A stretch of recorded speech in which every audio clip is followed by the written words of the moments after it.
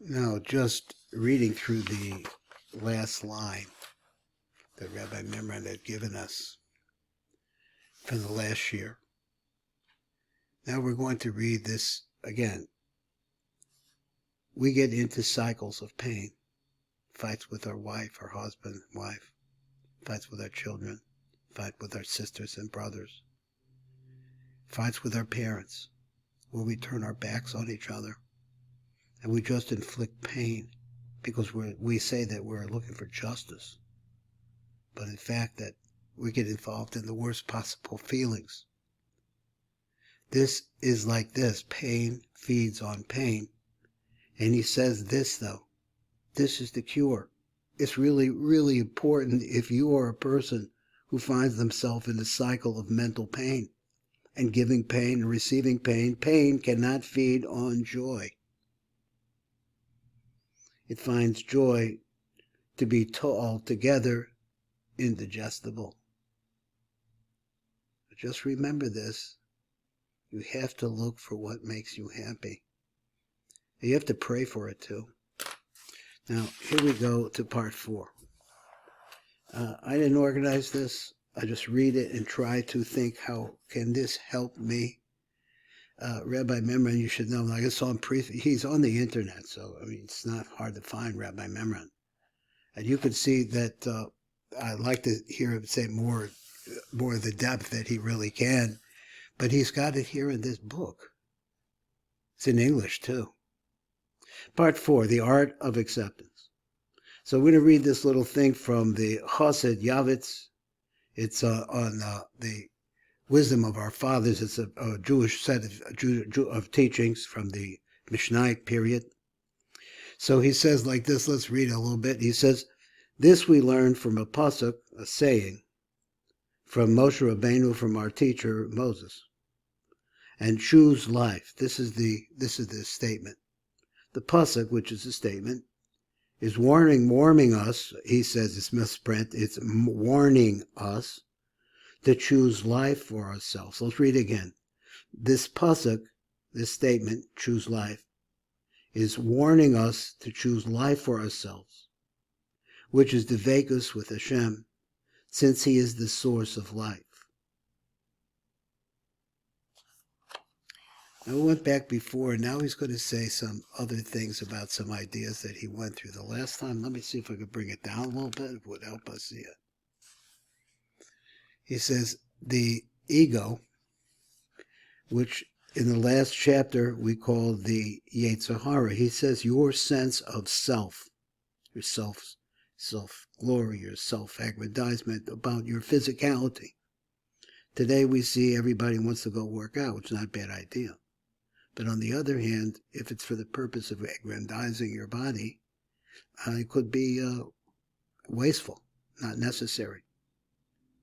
So the ego, which is also called the Yetzer Hara, that is also the Yetzer Hara, it means the condition of badness which exists within us, which is also called the Satan. It has many different names. The Baal Davar, the accuser. The Satan is another word for accuser also. That's the accusing aspect that's inside your head all the time. You did this, why didn't you do that? You did this, why did you do that? What did he mean by this? What did she mean by that? Why are they talking about me? Go on and on and on and on. That's your Yetzer Hara finding in your head. And you're depending on who you are. So he writes like this, the ego, which is the Yetzer Hara, is very cunning. So you have to be very alert, very aware, and totally honest with yourself. You have to be honest with yourself to see whether you have truly relinquished your identification with, look at these words, mental positioning. So in Hebrew it's called chitzoniut. Just being concerned about how you look. And so freed yourself from your egoic mind. So let's see, how far did you get? Let me read it. Be very wary, be very aware, and totally honest with yourself to see whether you have truly relinquished your identification with mental positioning, and so freed yourself. And if you are able to do that, you're able to free yourself from your egoic mind. You can't do that to me. She can't do that to me. How could they do that? These are the questions of the egoic mind. If you will suddenly feel very light, clear, and deeply at peace, that is an unmistakable sign that you have truly surrendered and connected to your higher self. Then observe what happens to the other person's mental position, as you no longer energize it through resistance. Now, these words are very important to me. So I want to see this again.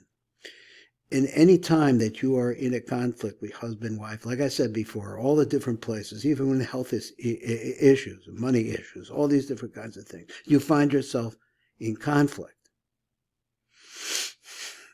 And you're trying to divorce what's going on in your physical world and your physical image and understanding of what's going on, divorce your higher self from that. And if you come to a place where you suddenly feel very light, clear, and deeply at peace, that even in regard of the struggles that you're in, that is an unmistakable sign that you have truly surrendered and connected to your higher self. So now he tells us that there is a truth, there is a Satan within us, but there's also a higher self within us. The Satan is there's no question.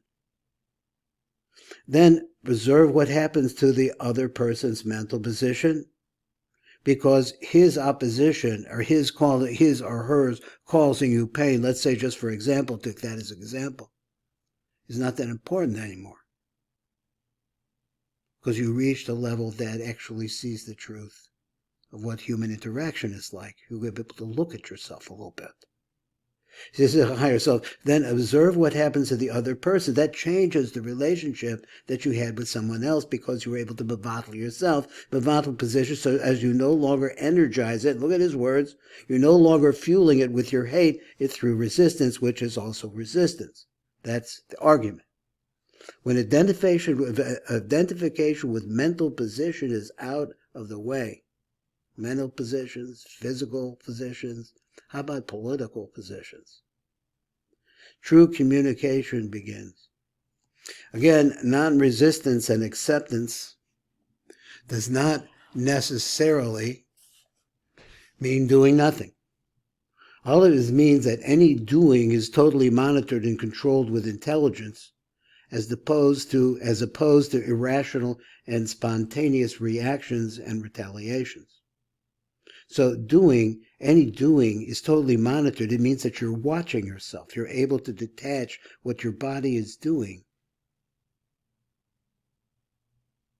and what your bodily needs are from another aspect of yourself that's higher than that. Actually, the wisdom underlying the practice of Eastern martial arts is to not resist the opponent's force, but to yield to overcome. This, he says, is the art of acceptance. So he says what? Moreover, doing nothing when you're in a state of alert awareness, in other words, you're watching, is a very powerful transformer and healer of situations and people. You are actually creating healing through passivity. It's like this, it takes two to tango. So if you're arguing with someone or something bad is happening, you could remove yourself from that. Then what will happen to the other end? It is radically different from inactivity in the ordinary sense of consciousness, or rather unconsciousness, which stems from fear, laziness, or indecision. The real doing nothing implies inner non-resistance and intense alertness. If action is required, you will no longer react from your conditioned mind, but you will respond to the situation via your inner intuitive soul presence, which is your soul's intelligence.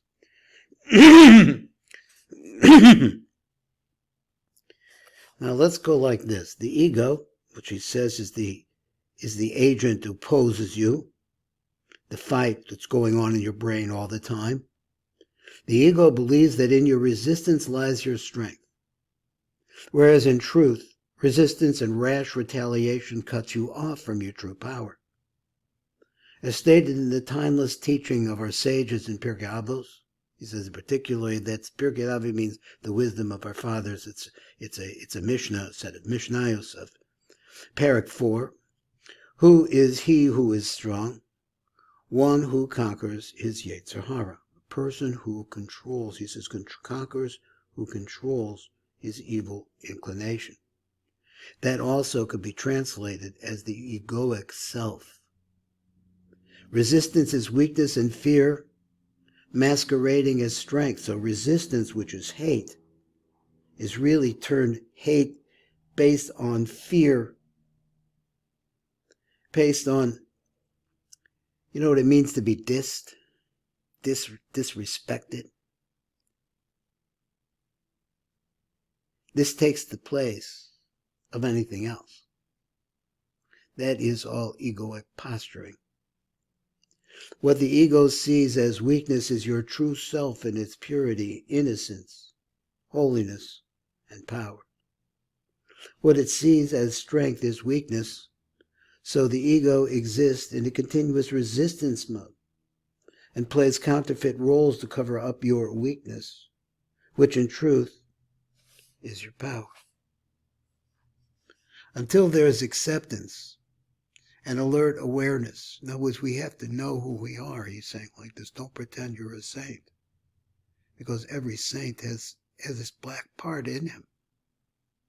But he has sweetened it as much as he can, and he's controlled it and humbled it. Until there's acceptance and alert awareness, unconscious role-playing constitutes a large part of human interaction. An acceptance to what is, you no longer need ego and false masks. You become very simple, very real. That's dangerous, says the ego. You'll get hurt.